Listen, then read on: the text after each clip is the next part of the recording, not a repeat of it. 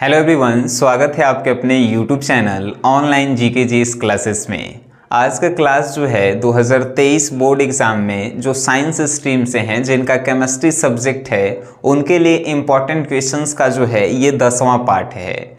और इसमें जो है हम लोग लगभग 91 से 100 क्वेश्चंस करेंगे। इससे पहले जो है हम आपके 2023 एग्ज़ाम के लिए केमिस्ट्री का 90 शॉर्ट क्वेश्चंस ऑलरेडी बता दिए हैं। अगर आप नहीं देखे हैं डिस्क्रिप्शन में जाइएगा, एक लिंक मिलेगा आपको 2023 टॉपर बैच केमिस्ट्री का प्लेलिस्ट का, उसमें 90 क्वेश्चंस जो है यूट्यूब पे अपलोड है, वहां से आप जाकर देख सकते हैं।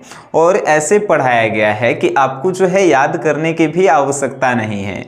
जैसे इस वीडियो में ये 10 क्वेश्चंस को हम बताएंगे, तो वीडियो में बने रहिएगा, मज़ा आपको आएगा, याद भी होगा। नहीं देखे के मन करे मत देखिएगा, उससे हमको कोनो लॉस नहीं होने वाला है। चलिए, पहला प्रश्न है कि निम्नलिखित का परिवर्तन कैसे करेंगे। प्रश्न है, इथाइल एमीन से इथाइल एल्कोहल बनाना है और फिर दूसरा में इथाइल एल्कोहल से इथाइल एमीन बना देना है। ठीक है नो, पहले कह रहा है कि इथाइल एमीन से इथाइल एल्कोहल बना दीजिए और फिर इथाइल एल्कोहल के इथाइल एमीन में चेंज कर दीजिए। देखिए, हमने के जानते हैं कि इथाइल एमीन के जो सूत्र होता है ई होता है C2H5NH2। अगर थोड़ा सा भी आप केमिस्ट्री पढ़े होंगे सर तो इसके बारे में आप जानते होंगे। जैसे ही इसको जो है HNO2 के साथ जो है आप अभिक्रिया कराइएगा NaNO2 के उपस्थिति में, तो आपको जो है इथाइल एल्कोहल प्राप्त हो जाएगा। ठीक है, जब इथाइल एल्कोहल प्राप्त हो गया तो हमारे एक काम जो है खत्म हो गया। दूसरा काम है कि इथाइल एल्कोहल को जो है आपको फिर इथाइल एमीन में चेंज करना है।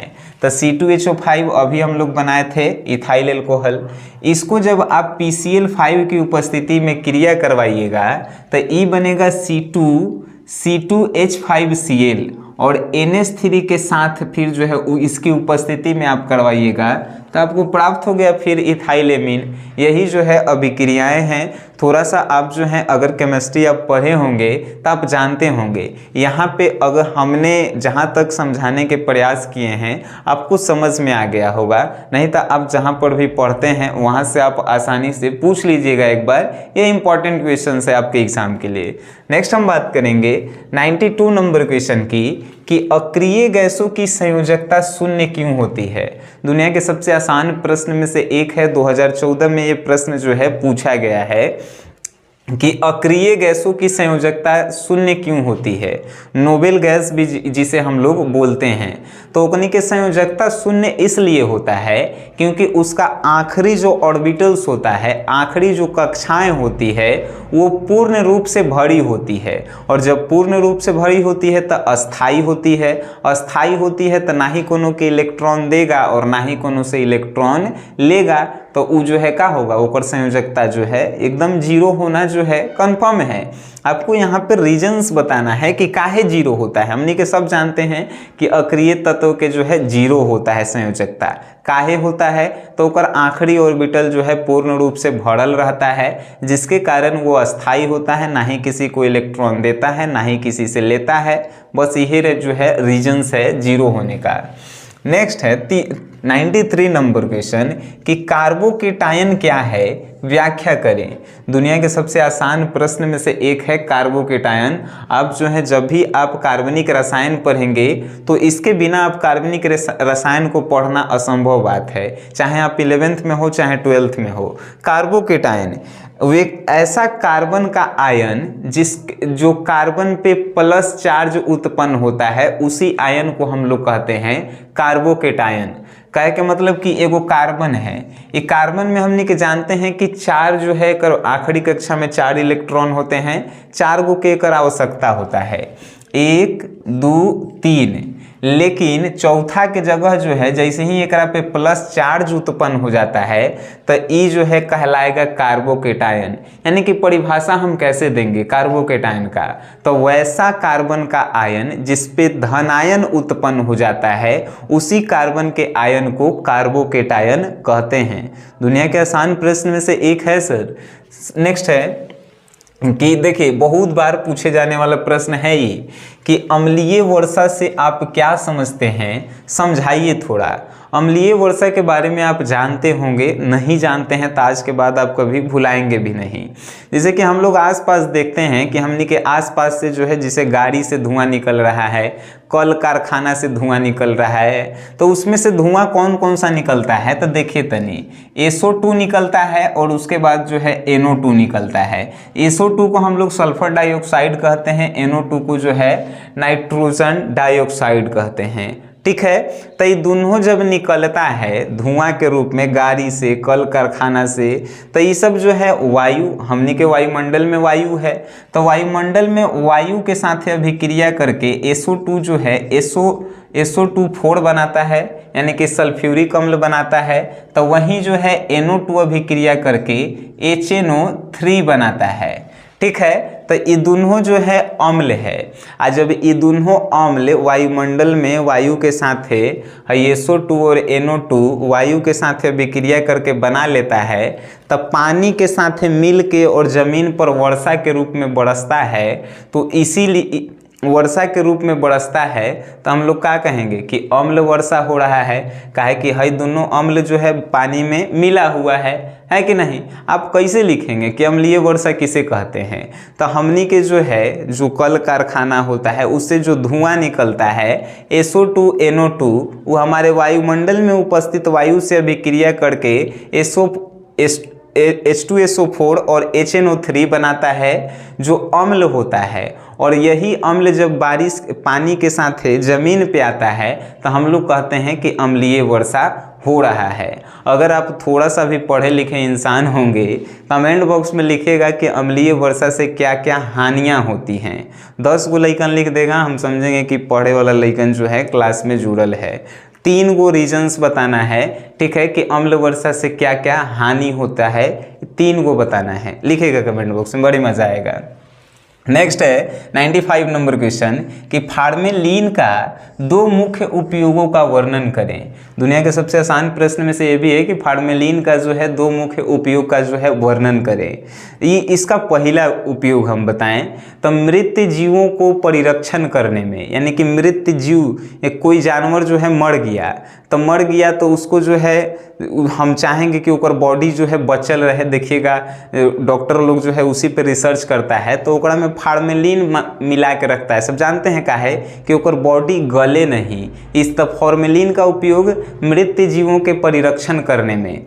दूसरा, पौधों के परिरक्षण करने में भी जो है हम लोग किसका उपयोग करते हैं, तो फार्मेलिन का जो है हम लोग उपयोग करते हैं। ये दोनों जो है इंपॉर्टेंट है, आप लोग याद रखिएगा। देखिए बहुत सारे लोगों को जो है ये भी डाउट्स होता है कि क्या सर आप बता दिए, ठीक है याद हो गया, कभी हमें इसकी नोट्स की आवश्यकताएं पड़ी तो हम जो है नोट्स कैसे लेंगे। नोट्स के लिए जो है आपको केमिस्ट्री का पूरा नोट्स जो है इंपॉर्टेंट क्वेश्चंस का, जैसे कि हमने 100 क्वेश्चंस करवाए, 100 क्वेश्चंस का नोट्स आपको देंगे। केमिस्ट्री के एक एक सब्जेक्ट का ऑब्जेक्टिव, एक एक चैप्टर का ऑब्जेक्टिव जो है आपको प्रोवाइड करेंगे। एक चैप्टर से जो है लगभग 50 से 60 जो है ऑब्जेक्टिव हम लोगों ने बनाया है। तो वो अगर आपको चाहिए तो 101 रुपीज़ लगता है, यानी 101 रुपये केमिस्ट्री के लिए लगता है। इंटरेस्टेड हैं वही लोग लेंगे। लेने का प्रोसेस क्या है, तो एक नंबर है जिस पे पहले आपको पेमेंट करना है, उसके बाद जो है आपको मिल जाता है नोट्स। 9608339424 ये नंबर है। इस पेमेंट करने के बाद पेमेंट का स्क्रीनशॉट अपने डिटेल्स के साथ, डिटेल्स में अपना नाम और डिस्ट्रिक्ट का नाम इसी नंबर पे व्हाट्सअप करेंगे, आपको जो है नोट्स मिल जाता है केमिस्ट्री के।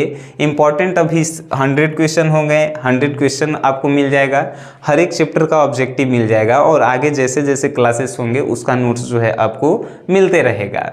ठीक है, नेक्स्ट हम बात करते हैं 96 नंबर। इंटरेस्टेड लोग ही इससे जुड़ेंगे, ठीक है, बेकार लोग जो हैं जुड़कर हमारी बदनामी ना करवाएं। नेक्स्ट है 96 कि एनिलीन से बेंजोइक अम्ल कैसे बनाएं। एनिलीन से बेंजोइक अम्ल पहले बनाने के लिए आपको पहले पता होना चाहिए कि एनिलीन का सूत्र क्या होता है। तो एनिलीन का सूत्र अगर आप बेंजीन के बारे में थोड़ा सा भी जानते होंगे सर कि बेंजीन ई होता है, एक पे जैसे ही जो है हमनी के NH2 लगाते हैं तो ई हो जाता है का एनिलीन। एनिलीन से जो है हमको बेंजोइक अम्ल बनाना है, ठीक है, बेंजोइक अम्ल। तो बेंजोइक अम्ल के भी जो है आपको सूत्र मालूम होना चाहिए ना सर, बेंजोइक अम्ल। तब बेंजीन में जो है COOH जैसे ही आप लगा देते हैं बेंजोइक अम्ल हो जाता है। तो एकरा से जो है ई वाला बनाना है, लेकिन बनाने के लिए कुछ प्रोसेस हैं। प्रोसेस जो है कुछ लंबा ही है, जो बोर्ड पे नहीं अट पाएगा। इसको हमने नोट्स में बहुत ही आसान भाषा में आसानी से लिखा है, आप इसको जाकर नोट्स से जो है समझ सकते हैं। एनिलीन से जो है बेंजोइक अम्ल बनाना है। अगर आप नोट्स नहीं लेना चाहते हैं, आप जहाँ कहीं भी ऑफलाइन क्लासेस में पढ़ते हैं, एक बार इस प्रश्न को अपने टीचर से पूछ जरूर लीजिएगा। ये जो है 2023 के लिए बहुत इंपॉर्टेंट है कि एनिलीन से बेंजोइक अम्ल कैसे हम लोग बनाएंगे, बहुत जो है इंपॉर्टेंट प्रश्न है। अब जो है नेक्स्ट प्रश्न हम बात करेंगे कि HFHCl में प्रबल अम्ल कौन है, क्यों, बताइए। देखिए 97 नंबर क्वेश्चन है कि HF और HCl में प्रबल अम्ल कौन है। तो हमने के बचपन से पढ़े हैं, बचपन से क्या मतलब शुरू से। एकरा में HCl जो है प्रबल अम्ल है। प्रबल मीन्स होता है मजबूत और दुर्बल मीन्स होता है कमजोर। तो HF और HCl में HCl जो है प्रबल अम्ल है। अब पूछेंगे कि क्यों सर प्रबल अम्ल है, तो हमनी के जानते हैं कि नीचे से ऊपर जब हाइड्रोजन में हमनी के जाते हैं, हाइड्रोजन के कैसे याद किए थे, फालतू क्लास में बोरिंग आइडिया आते हैं। ये ट्रिक था कि नहीं, हाइड्रोजन के तत्वों को याद करने के लिए फालतू क्लास में बोरिंग आइडिया आते हैं, तो ये ट्रिक था। तो जैसे हम लोग नीचे से ऊपर से नीचे की ओर जाते हैं, तकनीक के आकार बढ़ते जाता है। तो आकार बढ़ते जाता है, तो एकर जैसे ही आकार बढ़ेगा तो वैसे ही जो है एकर बंधन की लंबाई भी बढ़ेगी। देखिए F के आकार छोटा है, Cl के आकार बड़ा है। तो H से Cl जैसे ही जुड़ता है तो H और Cl के बीच के बंधन का जो ये लंबाई है वो बढ़ जाता है। और जेकर जितने बंधन की लंबाई बढ़ता है वो उतना ही जो है अम्लीय होता है। तो हम कह सकते हैं ना कि HF से जो है HCl ज़्यादा अम्लीय है, प्रबल अम्लीय है, मजबूत अम्लीय है, स्ट्रॉन्ग एसिड है। तो ढेर बात आप जान गए। नेक्स्ट है क्वेश्चन 98 नंबर कि H2O उदासीन जबकि H2S अम्ल है, बताइए क्यों। बहुत बढ़िया प्रश्न है और बहुत इंपॉर्टेंट प्रश्न है कि H2O जो है उदासीन होता है। पानी के आप देखे हैं, अब बिना देख ले तो जिंदा भी नहीं रह सकते हैं हम लोग। तो पानी जो है उदासीन होता है। उदासीन किसे कहते हैं हम लोग, उदासीन कहे के मतलब कि पहला बात कि ओकरा में तो कोनो जो है कलर नहीं होगा, ओकर कलर होबे नहीं करेगा, वो किसी के साथ जो है मिल जाता है कि नहीं, उदासीन। तो H2O जो है उदासीन है, लेकिन H2S जो है अम्ल है। बताइए काहे है अम्ल। तो H2O जो है उदासीन काहे है, देखिए तो H2O में O जो है केंद्रीय परमाणु होता है, केंद्रीय मतलब कि बीच में होता है। और H2O में जो है एहू S जो है केंद्रीय परमाणु ही होता है, लेकिन एकरा से O से आकार जो है S वाला के बड़ा होता है कि नहीं, बड़ा होता है, जिसके कारण है देखिए O छोटा होता है, S बड़ा होता है। तो O जो है हाइड्रोजन से बहुत जल्दी जो है अंतर आणविक हाइड्रोजन बंध बना लेता है। O जो है एक आकार छोटा है, अब छोटा है तो हाइड्रोजन से जल्दी, बहुत जल्दी जो है अंतराणविक हाइड्रोजन बॉन्ड बना लेता है, जिसके कारण जो है ये उदासीन हो जाता है। जबकि S बड़ा है, अब बड़ा जब है तो हाइड्रोजन से जो है काची तो अंतराणविक हाइड्रोजन जो बंधन होता है उसको बनाने में S सक्षम नहीं होता है। जब सक्षम नहीं होगा तो ये उदासीन कैसे होगा, इसीलिए जो है ये अम्ल हो जाता है। समझ गए। अब जितना छोटा जौन रहेगा उतने जल्दी नु किसी के साथ जुड़ेगा। देखिएगा छोटा बच्चा के जो है लड़की लोग प्यार से किस करती है, लेकिन तू सियाना हो जाएगा तो तुरंत दिन देखबो नहीं करेगी, है कि नहीं। बात ये समझे वाला बात है। नेक्स्ट चलिए आते हैं 99 नंबर क्वेश्चन है कि किसी संक्रमण श्रेणी में केवल 10 तत्व होते हैं, क्यों। बहुत बढ़िया प्रश्न है। संक्रमण श्रेणी किसे कहते हैं? डी ऑर्बिटल के जितने भी तत्व होते हैं उसे संक्रमण श्रेणी कहते हैं। अब कोनो पूछेगा कि डी ऑर्बिटल क्या होता है सर, तो डी ऑर्बिटल पीरियोडिक टेबल देखे हैं, पीरियोडिक टेबल में 3 से लेके 12 तक के जितना भी तत्व है, 3 से लेके 12 तक के ग्रुप के जितना भी तत्व है ओकरा डी ऑर्बिटल कहते हैं। अरे बीच वाला देखना सब यार, बीच पीरियोडिक टेबल देखना, बीच में जितना है ना वो सब डी ऑर्बिटल है। और डी ऑर्बिटल जो है ओकरे संक्रमण श्रेणी कहते हैं। लेकिन यहाँ पे प्रश्न ऊ नहीं पूछले है, पूछा है कि संक्रमण श्रेणी में केवल 10 गो काहे तत्व होता है, प्रश्न ई है। तो प्रश्न का आंसर ई है कि किसी संक्रमण श्रेणी में केवल 10 तत्व इसलिए होते हैं क्योंकि संक्रमण श्रेणी जो है डी ऑर्बिटल को कहा जाता है और डी ऑर्बिटल में अधिकतम 10 इलेक्ट्रॉन ही अटते हैं, जिसके कारण इसमें जो है हम लोग 10 तत्व ही रखते हैं। किसमें? संक्रमण श्रेणी में। ये सब पढ़े लिखे वाला नहीं था क्वेश्चन, लेकिन कभी कभी आप लोगों के अनुसार बतावे पड़ जाता है हमारा। अब 100 नंबर क्वेश्चन कि लवण सेतु क्या है, इसके क्या उपयोग हैं? दुनिया के आसान प्रश्न में से एगो प्रश्न है आ इम्पोर्टेंट कहे में एकरा हम तनी मनी भी लजाएंगे नहीं, काहे कि बहुत ज़्यादा इम्पोर्टेंट प्रश्न है। देखिए लवण सेतु, लवण सेतु जो है एक प्रकार की कांच की नली होती है। नली मतलब वो नली नहीं जेकरा में से हमने के नली के पानी बहाते हैं, नली यानी कि पाइप, कांच की एक प्रकार की पाइप होती है जो देखिए यू आकार की होती है, ऐसा ऐसा यू आकार के, ठीक है। तो लवण सेतु जो है एक प्रकार की कांच की जो है पाइप होती है, पाइप नली होती है जिसमें लवण भरा हुआ रहता है, लवण भरा हुआ होता है, ठीक है, लवण भरा हुआ होता है। और इसका उपयोग जो है रासायनिक सेल में हम लोग करते हैं। रासायनिक सेल, विद्युत रासायनिक सेल का नाम सुने हैं, सेल मतलब बर्तन, तो ठीक है। अब यहाँ पे कि इसके उपयोग बता दीजिए कि सर लवण सेतु का उपयोग क्या है।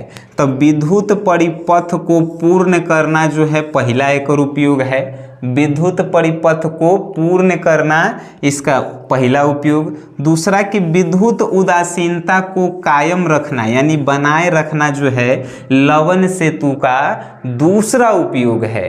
अब ये बताइए है 10 गो क्वेश्चंस हम आपको बताएं, एक में से कौनो ऐसा प्रश्न जो आपको समझ में नहीं आया हो। दुनिया के आसान प्रश्न जो है आपके लिए लेकर आए हैं और 2023 के लिए इम्पोर्टेंट भी प्रश्न है। अभी आगे इससे और हम लोग जो है आगे और प्रश्न लेकर आएंगे।